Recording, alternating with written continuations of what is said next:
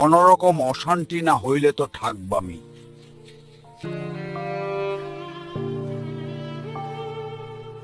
মোর্শেদ নাকি বাড়ি ফিরলা কোন দিন? আরে মিয়া চাচা, আহেন আহেন, পূর্ণারে চেয়ার আইনা দে।